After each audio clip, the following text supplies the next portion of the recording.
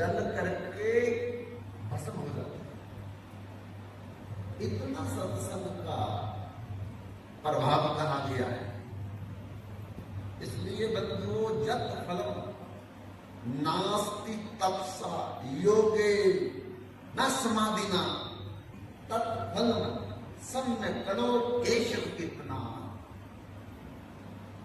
तप का फल, योग का फल, ध्यान का फल, ज्ञान का फल, हवन का फल, पूजा का फल, एक पलड़े में एक तरफ रखो और एक पलड़े में भगवान के सत्संग का फल रखो।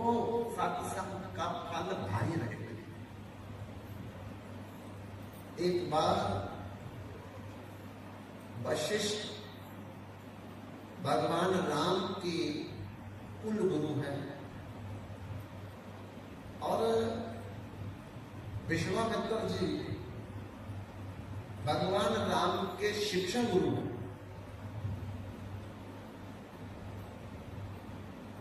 दोनों में झगड़ा हो गया। किस बात का? कि वशिष्ठ जी बोले सत्संग का लाभ ज्यादा है और विश्वामित्र जी बोले नहीं, तप का फल ज्यादा है। अब झगड़ा इतना बढ़ गया कि फैसला कौन करे? तो नारद जी के पास गए और जाकर के बोलने लगे कि देव ऋषि नारद, तुमको भगवान नारायण के परम भक्त हो, हमारा एक फैसला करो। नारद जी ने कहा क्या फैसला है? अरे वशिष्ठ जी कहते हैं सत्संग बड़ा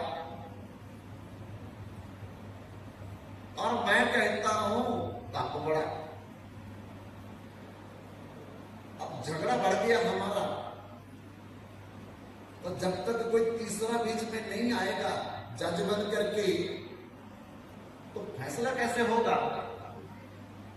नारद जी समझ गए इन दोनों ऋषियों के भीतर में हाथ क्यों उलझे। कहा देखो, मेरा एक ही मुख है और उसी मुख से मैं भगवान नारायण का कीर्तन करता हूं। तो आपका फैसला कौन से मुख से करूं? अगर कोई दूसरा मुख होता मेरा तो मैं आपका फैसला कर देता, पर एक ही मुख है, उसी मुख से मैं भगवान नारायण का कीर्तन करता। इसलिए मेरे पास समय नहीं है, तो क्या करें? कौन करेगा फैसला? नारद जी कहते मेरे पिता ब्रह्मा जी के पास चले जाओ। कहते उनके पास क्यों जाएं?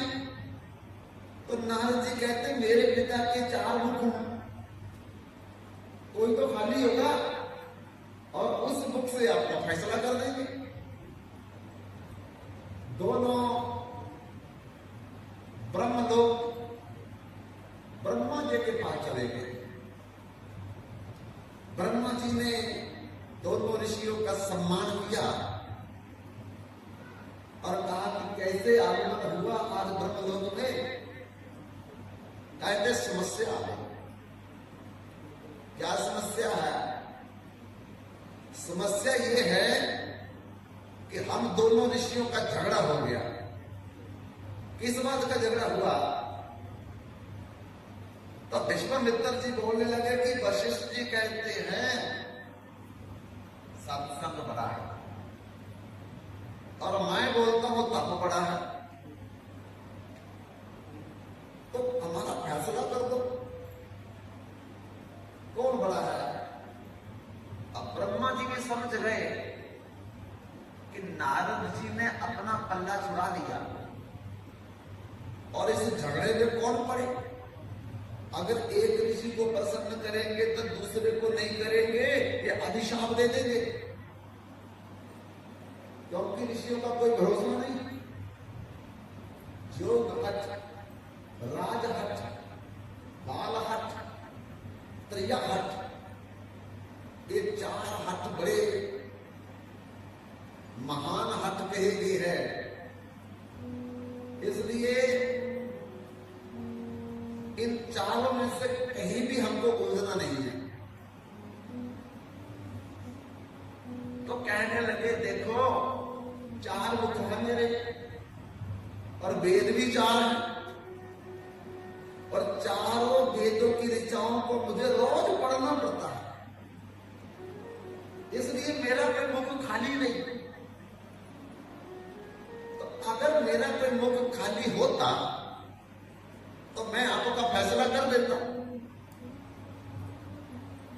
तो इसलिए आप कहीं और चले जाओ अपना फैसला करवाने के लिए। तो बोलने लगे किसके पास जाए? तो ब्रह्मा जी कहते हैं तुम दोनों कैलाश पर्वत पर भगवान शंकर के पास चले जाओ,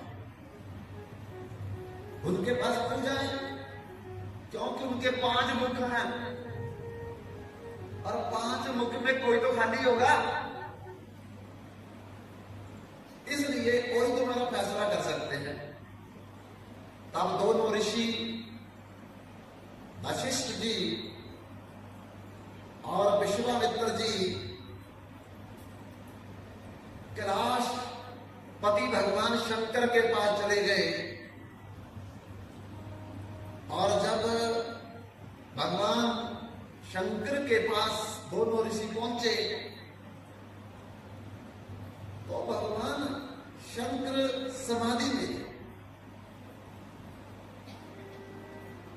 और पार्वती मां पास में बैठी है।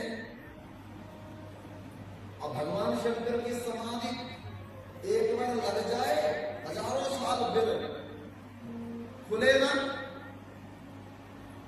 आकर के बैठे रहे। तो मां पार्वती ने कहा आप कितने वर्ष बैठोगे? बोले जब तक समाधि नहीं खुलेगी।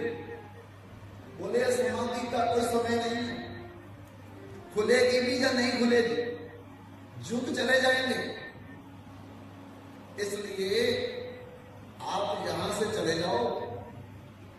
तो कहते भैया किसके पास जाए, फैसला करवाना है। तो कहा आप पाताल में भगवान अनंत शेष के पास जाओ, उनके हजारों मुख हैं, कोई ना कोई मुख जरूर खाली होगा, आपका फैसला होगा। कहा बंधुओं, ऋषि विश्वामित्र, ऋषि वशिष्ठ दोनों पाताल में चले गए अनंत शेष भगवान के पास, और जाकर के कहने लगे कि हम आपके पास आए, हमारा फैसला करो। भगवान शेष ने कहा किस बात का फैसला? बोले सत्संग बड़ा या तप बड़ा, इसका फैसला करो। तो शेष भगवान ने कहा मेरे 1000 मुख हैं, और हर मुख के ऊपर कोई न कोई ब्रह्मांड टिका हुआ है। अब कोई भी मेरा मुख खाली नहीं है, तो मैं तुम्हारा फैसला कैसे करूं? बोले किसी भी प्रकार से हमारा फैसला